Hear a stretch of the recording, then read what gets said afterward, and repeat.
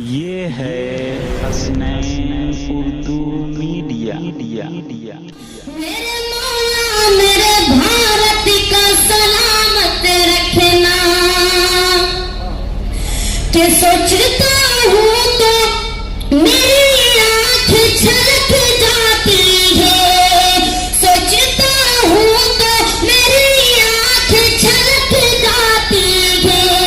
मुल्क से प्यार का रिश्ता बड़ा जज्बाती है, मुल्क से प्यार का रिश्ता बड़ा जज्बाती है। मेरे मौला ने मदीने में कहा था ये कभी, मेरे मौला ने मदीने में कहा था ये कभी, मुल्क के बाग से ठंडी हवा आती है। क्या बात है? मुल्क के बाग से ठंडी हवा आती है।